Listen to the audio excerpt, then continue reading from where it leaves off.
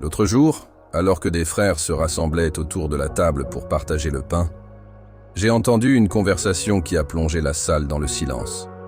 L'un d'eux, avec un sourire discret, a demandé à sa femme « Si je meurs avant toi, que feras-tu de mon corps ?» Et elle, sans hésiter, a répondu « Je l'incinérerai et je garderai ses cendres dans l'aquarium pour qu'il soit toujours près de moi. » Tout le monde a ri, mais au fond du cœur de l'homme, quelque chose tremblait. Et dans le silence qui a suivi, j'ai compris qu'il y avait plus qu'une plaisanterie. La mort a toujours été un mystère que l'humanité tente de percer. Que faire du corps après le retour de l'âme auprès du Père est également devenu une question. Mais est-ce important? La façon dont on dit adieu à son corps peut-elle en dire long sur ce en quoi on croit vraiment? Pas seulement sur la mort, mais sur la vie, sur l'espoir, sur l'éternité. Ce déjeuner s'est terminé comme tant d'autres, mais la question est restée vive. Non seulement dans l'esprit de cet homme, mais dans bien des cœurs. Et aujourd'hui, je vous invite à m'accompagner dans cette réflexion. Non pas pour imposer une réponse, mais pour révéler ce que la vérité de mon Père peut enseigner sur le destin des corps et l'espoir des âmes. Depuis ce jour, beaucoup ont commencé à me demander « Que dit la parole à propos de la crémation? Est-ce un péché? Est-ce acceptable? Le corps laissé derrière, après le retour de l'esprit auprès de mon Père, a-t-il encore un sens ?» Ce sont des questions légitimes, des questions qui révèlent un cœur désireux de plaire au Créateur, même dans l'adieu. J'ai vu ces doutes germer comme des graines dans un sol fertile. Et comme je l'ai toujours fait lorsque je marchais parmi vous, j'ai décidé de m'arrêter, de m'asseoir et d'enseigner. Aujourd'hui, dans cette conversation, nous allons réfléchir ensemble. Je ne me contenterai pas de versets disparates, mais d'un voyage. Nous examinerons les textes sacrés, la tradition de ceux qui m'ont suivi dans la foi, les symboles profonds de l'enterrement, et aussi le silence qui entoure la crémation. Car parfois, ce qui n'est pas dit est aussi révélateur que ce qui est dit. J'espère qu'au terme de ce voyage, vous verrez plus qu'une pratique culturelle ou un choix personnel, que vous puissiez percevoir les valeurs éternelles derrière chaque geste, car même dans notre façon de traiter les corps sans vie, nous révélons nos convictions sur l'éternité. Et tout ce qui pointe vers mon Père mérite d'être examiné avec révérence.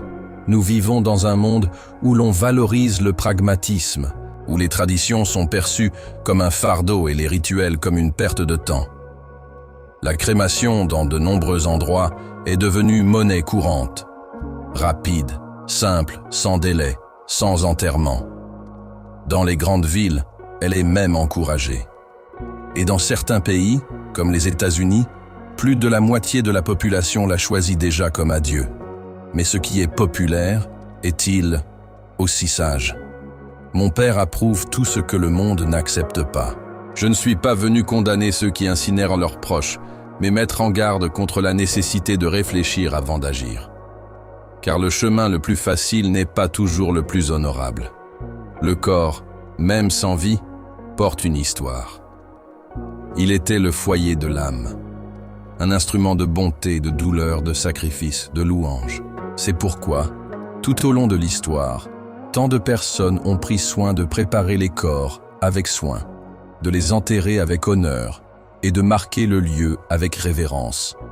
La hâte de se débarrasser des restes trahit parfois une hâte d'oublier la valeur de ce que nous étions. Mais pour mon Père, rien n'est insignifiant, pas même la poussière à laquelle on retourne. Avant de poursuivre, il est important de comprendre ce qui se passe réellement lors de la crémation d'un corps. Beaucoup l'ignorent. Le corps est placé dans une chambre, chauffé par un feu intense, jusqu'à ce que toute la chair, les muscles et la peau soient transformés en fragments d'os. Ces fragments sont ensuite réduits en une fine poudre, qui est ensuite remise à la famille. Le processus est impersonnel, rapide, propre aux yeux du monde. Mais il y a une chose que le feu ne consume pas, le témoignage de la façon dont nous honorons ce que mon Père a créé. Contrairement à l'enterrement, qui accompagne le retour du corps à la terre qu'il a formée, la crémation accélère artificiellement ce retour. La terre ne reçoit plus ce qui en est issu. Et même si cela peut paraître un détail, de nombreuses vérités se cachent derrière ces détails. Dans chaque geste, un message est transmis à la génération suivante. Ce que nous faisons du corps peut influencer nos croyances sur l'âme. Par conséquent, avant de prendre une décision, il est sage de se demander: ce chemin reflète-t-il l'espoir de la résurrection ou obéit-il simplement à la logique du monde moderne? Car tout ce que nous livrons au feu cesse de raconter son histoire, et il y a des histoires dont il faut encore se souvenir. Dans les Écritures, on trouve des exemples de corps consumés par le feu. Mais est-ce là une pratique approuvée par mon père? Considérez avec moi l'histoire d'Akan. Il avait désobéi à un commandement clair donné au peuple, cachant pour lui-même des biens qui auraient dû être consacrés. Israël fut alors vaincu. Lorsque le péché fut révélé, Akan et toute sa maisonnée furent lapidés, puis brûlés. Oui, brûlés. Mais ce n'était pas un rituel d'adieu, c'était un jugement. Dans ce contexte, le feu ne signifiait pas l'honneur. C'était un signe de condamnation, un avertissement adressé à tout le peuple. Le corps d'Akan ne fut pas incinéré pour être enterré. Il fut brûlé afin que la même erreur ne se reproduise pas. Cette distinction est cruciale. Nombreux sont ceux qui, aujourd'hui, invoquent ce texte pour justifier la crémation. Mais ils oublient la raison pour laquelle le feu fut utilisé. Et lorsque cette raison est déformée, le sens est inversé. Mon Père est juste, et il est aussi miséricordieux. Mais ne confondez jamais jugement et bénédiction, ni condamnation et honneur. Le sort d'Akan n'est pas un modèle, c'est un avertissement. Et tout ce qui sert d'avertissement ne doit pas devenir une habitude. Un autre récit apparaît dans les pages du premier livre de Samuel, lorsque Saül et ses fils tombent au combat contre les Philistins. Leurs corps sont exposés publiquement, humiliés. Mais des hommes courageux de Jabès-Galaad, poussés par l'honneur, affrontent le danger et les sauvent. Face à la mutilation des corps, ils prennent une décision difficile. Ils brûlent les restes et rassemblent les ossements, les enterrant sous un arbre. Leur geste était empreint de respect, mais aussi de désespoir. Ils ont tout fait pour empêcher le déshonneur de perdurer. Voyez comment cette crémation n'était pas née du mépris, mais de l'urgence. Elle n'était pas choisie comme une décision naturelle, mais comme un dernier recours face à la honte. Le cœur de ces hommes ne désirait pas le feu. Il désirait la dignité. Ils ne refusaient pas l'inhumation. Ils la pratiquaient par tous les moyens possibles. Ainsi, même parmi les cendres, ils préservèrent les ossements, afin qu'ils reposent encore dans la terre. Mon Père connaît les cœurs, et plus que les formes, il sonde les intentions. Alors, souvenez-vous, la crémation de Saül ne valide pas la pratique. Elle montre simplement que, dans les moments de douleur, des décisions difficiles peuvent être prises. Mais l'exemple de ces hommes ne doit pas être utilisé comme norme. Ils ont agi avec honneur au milieu du chaos. Et même dans le feu, ils ont cherché le repos. Dans le Lévitique, il est clairement fait mention de corps consumés par le feu. Mais là encore, le contexte est celui d'un jugement. Le texte dit que si un homme couche avec une mère et sa fille, il doit être tué et brûlé. Il mentionne également que la fille d'un prêtre qui se prostitue est brûlée. Notez bien, il s'agit d'actes extrêmes, sévèrement jugés. Et le feu n'apparaît pas comme un rituel d'adieu, mais comme l'expression du jugement divin face à un péché délibéré. Le feu, dans ces cas-là, purifie la terre. Il éloigne de la communauté ce qui représentait la corruption, l'affront et la rébellion. Il n'y a aucune tendresse dans cet acte. Il n'y a aucun honneur. Il y a une coupure, une séparation, la fin. Et lorsque le peuple lut ces ordres, il comprit que le feu n'était pas une façon noble de partir. C'était le symbole d'un événement très grave. Si nous utilisons ces textes aujourd'hui pour justifier la crémation volontaire de nos proches, nous inversons le sens de la parole. Car c'est une chose que Dieu utilise le feu pour traiter le péché. C'en est une autre que l'homme utilise le feu comme s'il s'agissait d'un rituel d'honneur. Ne confondons pas les symboles. Ne prions pas pour que mon Père bénisse quelque chose qui a été établi comme une malédiction. Mon Père a toujours révélé la valeur du corps, même après la mort. Et tout ce qu'il valorise doit être traité avec crainte. Beaucoup de ceux qui me suivent disent de croire à la résurrection. Ils proclament qu'un jour, les morts entendront ma voix et ressusciteront. Mais je me demande, la façon dont ils traitent les corps de leurs proches reflète-t-elle cette espérance? La vraie foi ne se manifeste pas seulement dans leurs paroles, mais aussi dans leurs actes. Le corps, même après la mort, demeure l'œuvre de mon Père.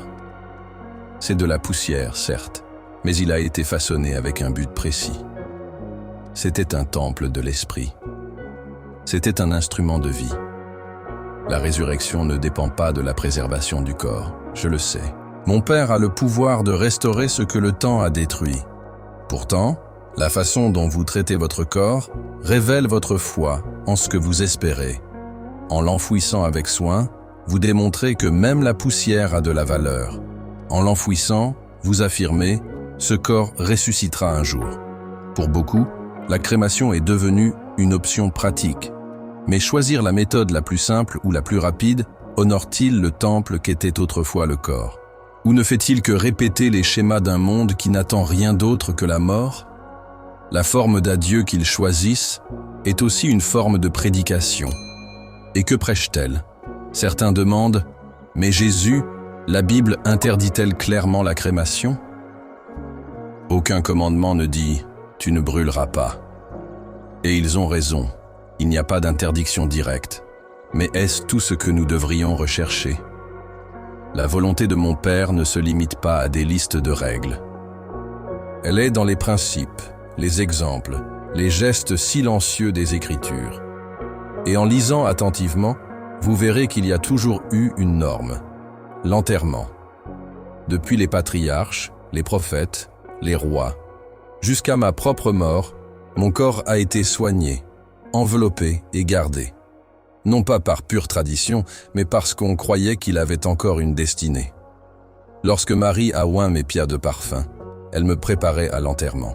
Lorsque Joseph d'Arimathie a demandé mon corps, c'était pour lui donner un tombeau. Il ne savait pas encore que je ressusciterais le 3e jour. Mais il savait que mon corps méritait d'être honoré. La Bible n'impose pas un ordre rigide, mais révèle un chemin. Et c'est ce chemin que je vous invite à suivre. Car, même sans condamner explicitement, elle montre ce que mon Père valorise. Et en suivant ses valeurs, vous vous rapprochez de lui. Depuis la nuit des temps, enterrer les morts a été plus qu'un devoir. C'était un acte d'amour, de respect et de foi. Lorsqu'Abraham a perdu Sarah, il ne l'a pas abandonnée dans une simple grotte. Il a acheté un champ. Il a négocié avec soin.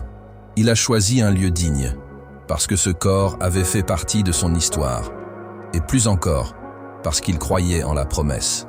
Dans la terre qui serait un jour son héritage, il voulait laisser sa bien-aimée reposer en paix. C'est cela la foi. C'est cela l'espoir. L'enterrement a toujours été considéré comme faisant partie du cycle naturel. De la terre nous venons, à la terre nous retournons. Et mon Père, qui vous a formé de la poussière, a promis que de cette même poussière, il vous relèverait. Honorer ce cycle, c'est aussi honorer la promesse. C'est pourquoi, tout au long des Écritures, vous verrez les serviteurs de Dieu s'efforcer d'enterrer leurs morts avec dignité. Jacob l'a fait pour Rachel. Joseph a juré que ses ossements seraient ramenés en terre promise. Même les étrangers respectaient cette pratique. L'enterrement n'est pas seulement une coutume ancienne, c'est une déclaration de foi silencieuse. Un rappel que, même au milieu de la douleur de la séparation, l'espoir est semé. Une graine préservée, car ce qui est déposé en terre avec honneur ressuscitera avec gloire. Lorsque Sarah partit, Abraham ne chercha pas de solution rapide ou pratique. Il ne chercha pas de raccourci, ni ne se contenta de ce qui lui semblait le plus pratique. Il chercha plutôt un champ à acheter, un lieu précis, un morceau de terre qui marquerait dignement la mémoire de celui qui avait marché avec lui dans la foi. Le dialogue avec les fils de Heth, rapporté dans la Genèse, révèle un homme prudent et honorable, qui reconnaissait l'importance d'enterrer sa femme, comme elle le méritait. Abraham savait que ce corps portait la promesse. Il savait que, même sans vie, il conservait sa dignité. Aussi, non seulement il enterra Sarah, mais il la planta, comme on plante une graine en terre sainte. Ce geste est plus éloquent que bien des sermons. Il témoigne de la foi en l'avenir. Il témoigne de l'espérance en la résurrection. Il témoigne du respect pour la création de mon Père. Quand on considère le corps comme quelque chose de jetable, on oublie l'histoire qu'il porte. Abraham nous enseigne que même dans la mort, il y a de l'honneur. Même dans le silence du tombeau, il y a un témoignage. Et tout ce qui témoigne doit être traité avec soin.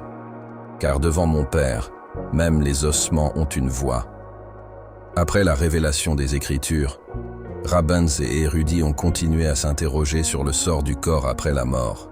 La tradition juive, qui était le sol sur lequel j'ai marché, a progressivement acquis une compréhension claire. Le corps doit retourner à la terre. Non par superstition, mais par révérence. Pour les Juifs, le corps appartient au Créateur, et l'être humain n'est qu'un gardien temporaire. Par conséquent, toute forme de mutilation, de préservation artificielle ou de destruction accélérée se heurtait à une résistance. Dans le Talmud, qui relate les discussions des sages, on retrouve un souci constant de la dignité du corps. De l'enterrement au deuil, tout était mené avec sobriété et détermination. Et cette tradition n'est pas née de nulle part. Elle est fondée sur la Torah, sur la révélation donnée par mon Père au peuple. Et même sans mentionner directement la crémation, il comprenait, le voyage de la poussière à la terre est une vérité qui ne doit pas être interrompue. La tradition ne remplace pas l'écriture. Mais lorsqu'elle fait écho aux valeurs du ciel, elle peut être un précieux rappel. C'est dans cet environnement de révérence que j'ai grandi. Enfant, j'ai appris que même le corps d'un criminel devait être retiré de la croix avant le coucher du soleil. Car ce que mon Père a créé doit être respecté jusqu'au bout. Dans la loi donnée à Moïse, il y avait des directives claires, même pour les corps des personnes exécutées. Si quelqu'un était pendu à un arbre, il ne pouvait pas y rester toute la nuit. Il devait être enterré le jour même. Pourquoi ?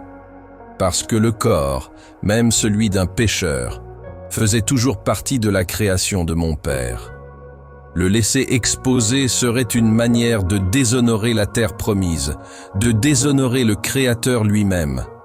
C'est la racine de l'instruction que nous lisons dans le Deutéronome, car maudit soit quiconque est pendu au bois. Ce commandement parle de bien plus que de rituels. Il parle de limites, il parle de respect, il parle de ne pas prolonger la honte, il parle de ne pas permettre que le corps, déjà sans vie, soit traité comme un objet ou un déchet. Et si cela était vrai pour les criminels, combien plus encore pour les justes, combien plus encore pour les fils et les filles qui vivaient par la foi. Ce commandement fait écho à une vérité immuable. Le corps est important. Il est important dans la vie. Il est important dans la mort. Et il est important dans l'espérance de la vie éternelle. Mon Père ne méprise pas ce qu'il a lui-même formé de ses mains. Et chaque fois que vous méprisez un corps, vous méprisez aussi la dignité qui lui a été donnée dès le commencement. Des siècles après la promulgation de la loi, Rabbi Maïmonide, l'un des plus grands interprètes de la Torah, a réaffirmé ce qui était déjà inscrit dans les Écritures. L'enterrement doit avoir lieu le jour même du décès, autant que possible. Cette urgence n'est pas due à la précipitation, mais au respect. Car lorsque l'esprit retourne auprès de mon Père, le corps doit reposer sur terre sans délai. Maïmonide disait qu'il ne s'agissait pas d'une simple recommandation, mais d'un commandement. Et tout retard, s'il était injustifié, était perçu comme une atteinte à la dignité du défunt. Il ne s'agit pas de légalisme, mais d'honneur. De nos jours, beaucoup l'oublient. Ils se précipitent pour vivre et finissent par se précipiter pour mourir. Ils considèrent la mort comme quelque chose qui doit être résolu rapidement, caché, oublié. Mais la foi qui croit en la résurrection n'est pas pressée d'effacer la mémoire. Elle s'incline devant la douleur, mais aussi devant l'espoir. Et c'est cet espoir qui transforme un enterrement en acte d'adoration. L'enseignement de Maïmonide ne contredit pas ma parole. Il la développe, comme un écho fidèle des principes éternels. Le corps doit retourner à la terre, non pas comme déchet, mais comme semence. Et la semence n'est pas jetée. Elle est plantée avec attente, avec foi en l'avenir.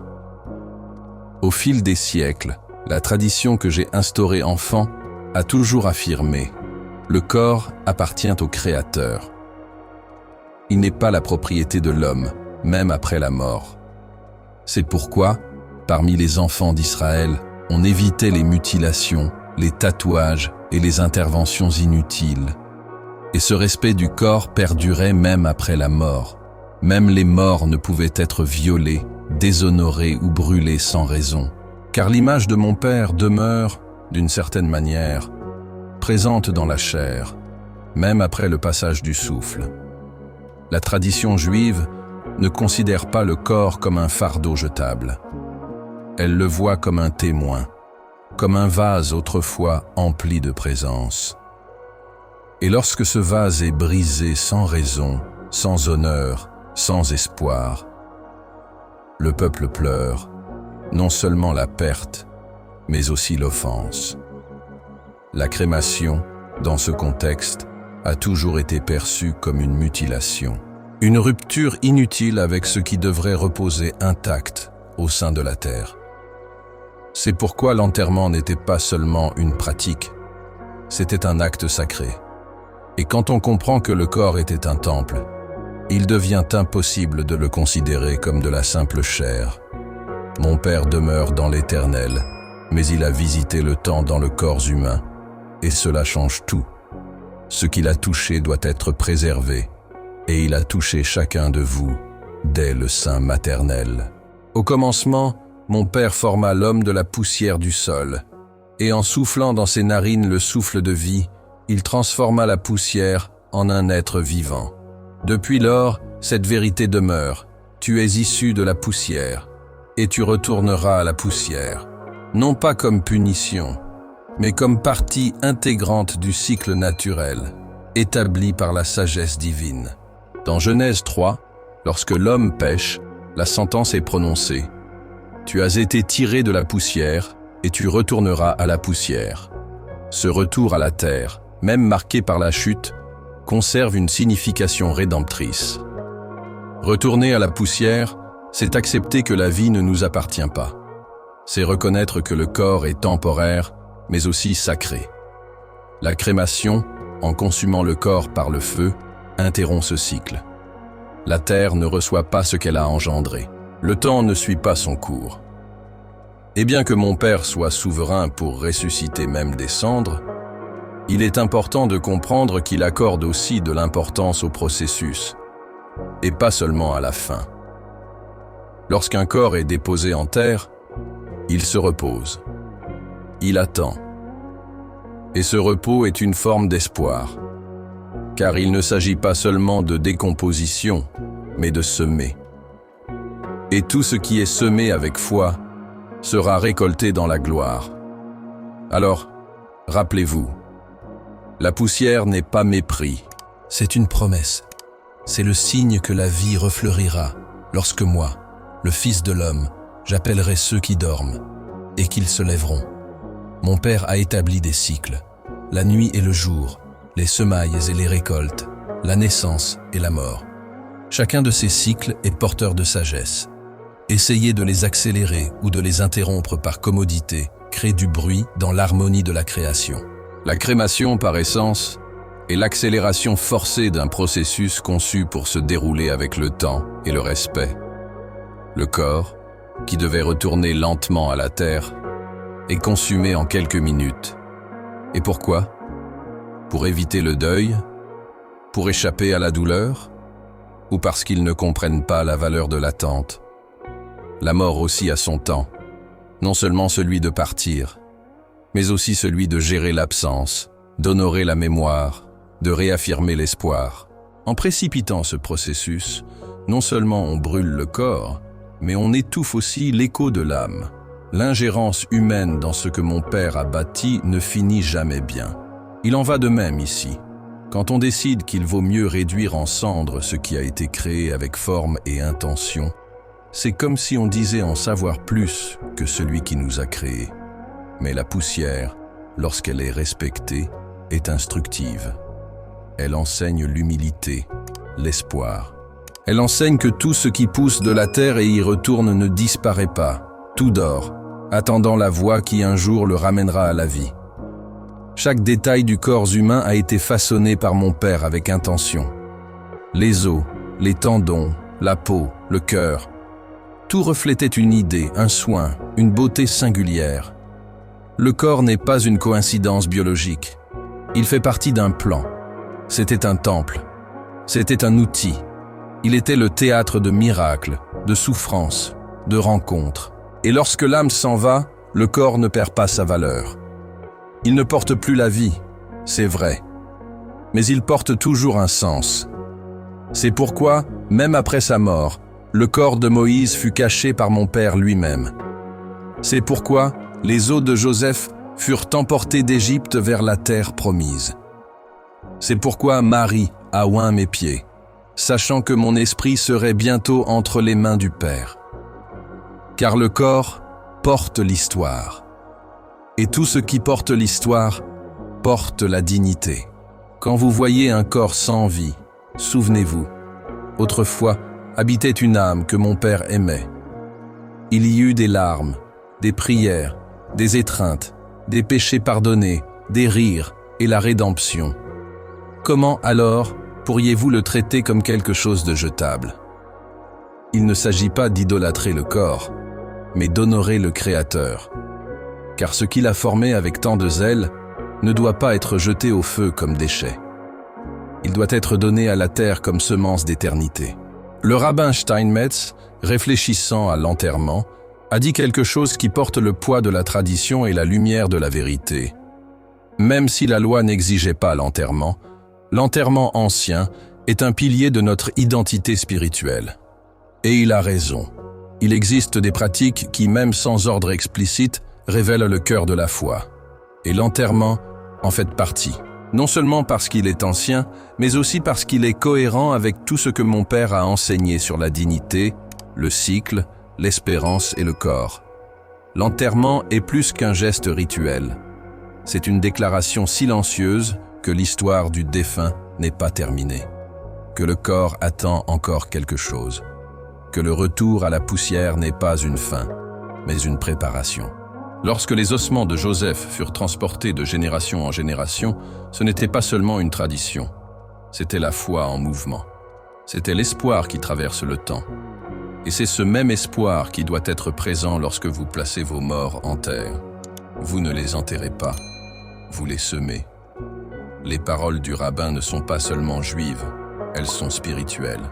Elles nous rappellent qu'il existe des pratiques qui transcendent les cultures et nous connectent à l'éternité. Et si l'éternité est votre aspiration, que vos choix s'y conforment. Parmi les hommes qui ont abordé ce sujet avec crainte figure le professeur David Jones, spécialiste de l'éthique chrétienne. Il n'a pas seulement apporté des arguments, il a soulevé des questions. Et ceux qui ont de la sagesse savent que les bonnes questions ont souvent plus de valeur que des réponses rapides. Il nous invite à réfléchir à 3 principes fondamentaux. Qu'est-ce qui exprime le mieux l'amour et l'attention de mon Père pour les autres? Qu'est-ce qui glorifie le plus Dieu? Et qu'est-ce qui renforce le plus notre espérance? Ces questions ne sont pas une question de technique, elles sont une question de cœur. Car il ne s'agit pas seulement de ce qui est permis ou interdit, mais de ce qui communique notre foi, de ce que nous laissons comme témoignage à ceux qui restent. Lorsque nous choisissons d'incinérer ou d'enterrer un corps, nous ne prenons pas seulement une décision pratique, nous exprimons une affirmation sur la valeur de la création, sur la destinée éternelle, sur nos convictions profondes. Si vos décisions révèlent l'égoïsme, la précipitation ou le déni de la douleur, elles ne glorifient pas mon Père. Mais si elles révèlent l'amour, l'espoir et le respect, alors elles deviennent sacrées. Ne regardez pas seulement le coût, l'espace ou la tendance du monde. Regardez vers le ciel. Et demandez-vous, ce choix reflète-t-il le caractère de mon Père? Car tout ce que nous faisons, même dans la mort, devrait être un signe de vie. Maintenant, je vous pose la question, comme si je vous regardais dans les yeux. Que dit votre choix sur le Dieu en lequel vous croyez?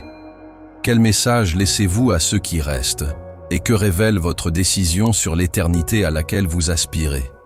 Ces questions sont des graines qu'il faut semer courageusement dans votre âme.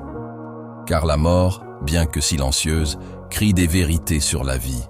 Et la façon dont vous dites adieu à votre corps est un témoignage vivant de la foi qui l'habite.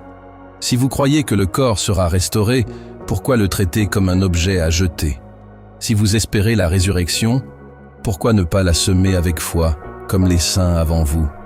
Et si vous aimez ceux qui sont partis, pourquoi ne pas leur offrir un dernier geste de sollicitude, même lorsque leurs yeux ne s'ouvrent plus? Il n'y a pas de condamnation ici. Il y a une invitation à la conscience, au respect et à l'espoir. Quand les choix sont difficiles, souvenez-vous de ces questions et laissez l'esprit de mon Père vous guider, car même dans la mort, il y a encore un chemin à suivre, et chaque choix qui mène à la gloire en vaut la peine. L'enterrement a toujours été plus qu'un rite, c'est un symbole, un témoignage silencieux qui affirme « Nous croyons à la résurrection des morts. Nous croyons que mon Père n'oublie pas la poussière, qu'il se souviendra même des ossements dispersés dans les vallées, des cendres des martyrs, des tombeaux oubliés. Mais nous croyons aussi qu'en enfouissant un corps dans la terre, nous faisons plus que boucler un cycle. Nous semons l'éternité. Il en fut ainsi pour Abraham, Jacob, Joseph, David, et pour moi aussi.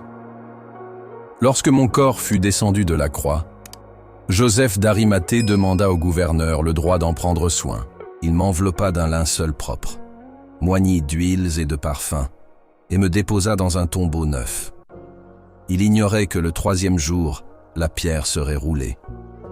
Pourtant, il choisit d'honorer mon corps malgré tout, car sa foi ne reposait pas uniquement sur des signes, mais sur la révérence.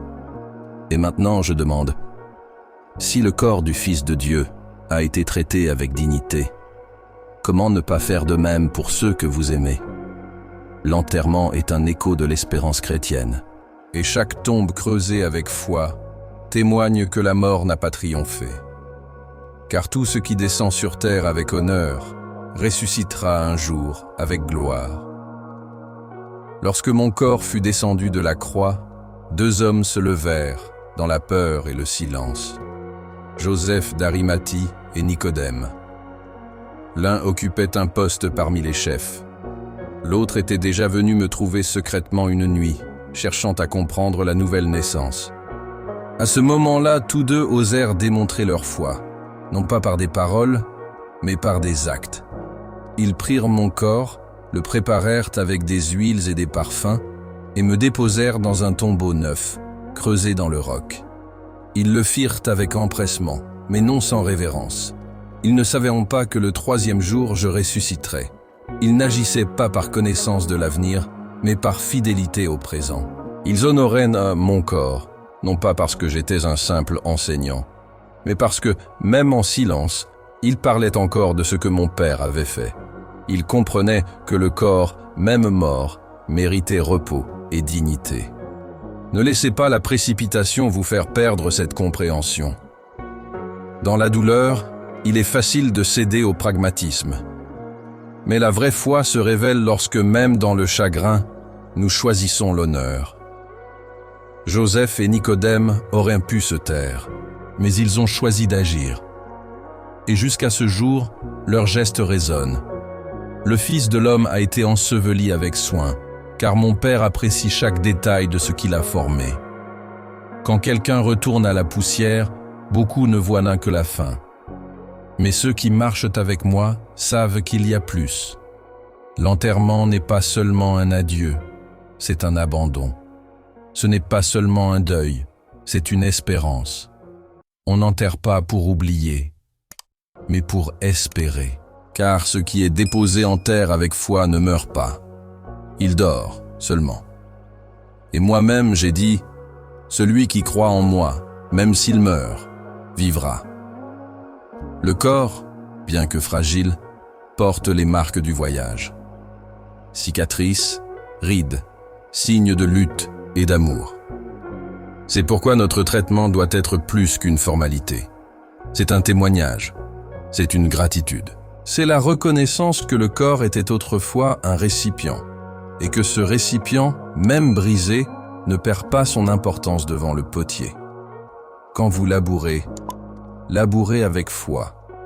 Quand vous déposez le corps, faites-le avec révérence. Car ce qui se fait dans la poussière, mon Père le regarde avec attention. Il a vu lorsqu'il a formé le premier homme d'argile, et il voit quand l'argile est rendue avec amour. L'enterrement, lorsqu'il est fait avec foi, devient semence. Et mon Père est un excellent cultivateur. Vous n'êtes pas appelé au désespoir. Lorsqu'un être cher décède, les larmes sont naturelles, mais elles ne devraient pas être comme celles du monde. Paul, serviteur fidèle, écrivait à ses frères de Thessalonique: « Je ne veux pas que vous soyez dans l'ignorance au sujet de ceux qui dorment, afin que vous ne vous affligiez pas comme ceux qui n'ont point d'espérance. » Car il y a une différence entre le deuil sans la foi et le deuil avec la promesse. La résurrection est l'encre de l'âme. C'est elle qui transforme le tombeau en un lieu d'attente et non une fin. Et en choisissant l'enterrement, vous ne faites pas que répéter une ancienne coutume. Vous réaffirmez que le corps revivra. Que mon Père n'oublie pas même les ossements desséchés dans les vallées. Il appelle et il ressuscite. Ne laissez pas le monde vous dicter votre façon d'aborder la mort. Suivez l'espérance qui vous a été donnée. Car la façon dont vous traitez le corps de ceux que vous aimez en dit long sur le paradis que vous attendez. Et je vous le dis, ceux qui dorment en moi se réveilleront, non pas comme ils étaient, mais glorifiés. Et chaque tombe arrosée de larmes aujourd'hui sera un jardin de résurrection. Dès le commencement, mon Père a formé l'homme de ses propres mains. Il n'a pas parlé, comme il l'a fait avec le reste de la création. Il a modelé, il a respiré, il a touché. Cela signifie quelque chose. Le corps n'a jamais été un accident. C'était une œuvre d'art. Et en tant qu'œuvre d'art, il doit être traité avec révérence. En enterrant un corps avec foi, vous ne le rendez pas seulement à la terre. Vous réaffirmez que ce qui est terrestre sera un jour revêtu de gloire, que ce qui est mortel sera revêtu d'immortalité. La création ne s'achève pas avec la mort. Elle s'incline simplement devant l'éternité. C'est pourquoi l'ensevelissement est un acte qui annonce l'avenir. En plaçant le corps dans la terre, vous dites au monde, « Nous attendons ». Vous attendez la résurrection, la restauration, la gloire du Fils de l'homme apparaissant parmi les nuées. Cette foi, cependant, ne peut se résumer à des mots. Elle doit devenir un geste, un choix, une attitude. La façon dont vous traitez le corps de vos proches fait aussi partie de votre louange, de votre témoignage. Et lorsque vous le faites avec honneur, mon Père est satisfait. Car vous dites, sans parole, ce qu'il a créé est bon. Et nous attendons le jour où il fera toutes choses nouvelles. Le deuil est un chemin. Il ne se parcourt pas en un jour. Il ne se résout pas avec des phrases toutes faites. Le cœur a besoin de temps. Il a besoin de rituels. Il a besoin de silence. Et aussi de gestes. L'enterrement, depuis l'Antiquité, est l'un de ces gestes. lorsque la communauté se rassemble, lorsque la terre s'ouvre, lorsque l'adieu se fait avec larmes et espoir, quelque chose s'aligne entre ciel et terre. La douleur prend sens et la consolation commence à fleurir. Mais quand on ignore cela, quand la hâte remplace le recueillement, l'âme le ressent. La crémation vole souvent ce moment. Elle rend le deuil plus sec, l'adieu plus froid, pas toujours par malice, je le sais. Parfois par peur, par ignorance ou par fuite. Mais même ainsi, elle interfère. Et ce qui devrait être une profonde expérience de communauté devient un silence solitaire. Mon père vous a créé pour vivre ensemble, pour pleurer ensemble, pour vous honorer les uns les autres jusqu'à votre dernier souffle. Ne laissez pas le choix de la mort isoler ceux qui vivent encore.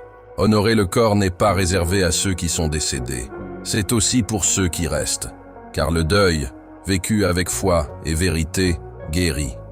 Et l'enterrement est l'un des instruments que mon père utilise pour apporter cette guérison. Votre vie doit glorifier mon père, par vos paroles, vos actes, vos décisions. Mais cela ne s'arrête pas avec votre souffle. La mort peut aussi être un témoignage. Votre façon de partir, la façon dont on se souvient de vous, tout peut témoigner de votre foi, de votre espérance, du Dieu que vous avez servi. Même le choix final, ce que vous ferez de votre corps, peut être un acte d'adoration. Certains pensent que glorifier Dieu se limite à l'adoration, aux prières et aux œuvres durant la vie. Mais je vous le dis, tout ce qui est fait avec conscience et révérence peut le glorifier. Et cela inclut l'enterrement. Car cela honore la création, respecte le cycle et annonce la résurrection. Il déclare « Même dans la mort, j'ai confiance. Même à la fin, je sème l'espoir. » Cette gloire ne se mesure pas en grandeur, mais en cohérence. Si dans votre vie vous avez dit « Mon Père est digne », que vos adieux le disent aussi. Car le dernier acte que nous accomplissons avec le corps de quelqu'un révèle aussi ce que nous croyons de ce qui viendra ensuite. Et lorsque cet acte est accompli avec foi, amour et crainte, il devient louange. Dans toute l'Écriture, l'ensevelissement n'apparaît pas comme une contrainte, mais comme une conséquence naturelle d'une foi vivante. Des patriarches aux disciples, ceux qui marchaient avec mon Père l'ont compris. Le corps, même tombé, parle encore. Et la manière dont nous le traitons doit être cohérente avec nos croyances. C'est pourquoi l'ensevelissement a toujours été choisi avec zèle, avec soin, avec espérance. Non pas pour lier le corps à la terre, mais pour l'y confier avec foi. Je ne viens pas imposer une règle. Je ne suis pas venu imposer un fardeau à qui que ce soit, mais révéler la vérité qui libère. Et cette vérité est présente dans le silence d'un tombeau, dans le respect devant la chair dissoute, dans le geste de celui qui la recouvre de terre et déclare « Ce corps sera restauré ». La tradition des funérailles parle de cohérence, car il est impossible de prêcher la résurrection et en même temps de traiter le corps comme un fardeau à éliminer. Mon Père n'exige pas de sacrifices inutiles, mais il attend de vous une foi qui devient vie, et aussi une mort pleine de sens. Chaque geste doit refléter votre espérance. Et si vous espérez la gloire, que tout ce que vous faites, même vos derniers adieux, soit fait comme si vous croyiez que la mort n'est pas la fin. Maintenant que nous parcourons ce chemin ensemble, je vous demande, que choisirez-vous? Pas seulement le jour du départ, mais aujourd'hui. Que ferez-vous des vérités que vous avez entendues? Comment traiterez-vous le corps de ceux que vous aimez? Comment apprendrez-vous à vos enfants à affronter la mort? Et plus encore, comment envisagerez-vous votre propre fin? Car ce n'est pas seulement une question pratique, c'est une décision spirituelle, un choix qui révèle l'âme. Vous avez été créés par mon Père avec amour et intention. Vos corps, vos jours, vos pas, tout a un but. Et même votre dernier repos peut être un acte d'adoration. Ne choisissez pas par hâte, ni par habitude, ni par peur. Choisissez avec foi. Choisissez en conscience. Choisissez avec espoir. Car même dans la mort, il est possible de glorifier mon Père. Et quand la terre recouvre le corps, que le ciel recouvre le cœur de paix.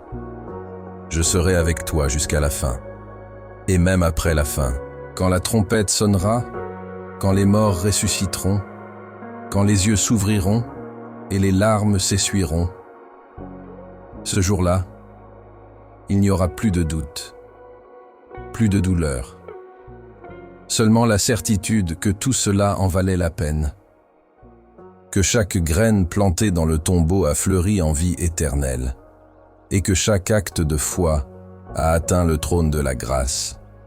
Que l'Esprit de mon Père vous guide, que la paix qui surpasse toute intelligence garde vos cœurs, et que vos choix, tous, révèlent au monde qui vous êtes et en qui vous espérez.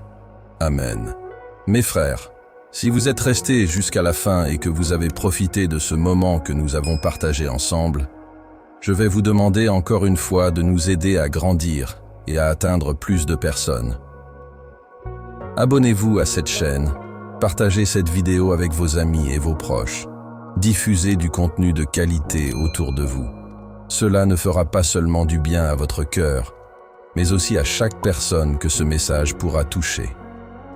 Je vous souhaite une journée pleine de paix, que mon Père bénisse et prenne soin de chacun de vous.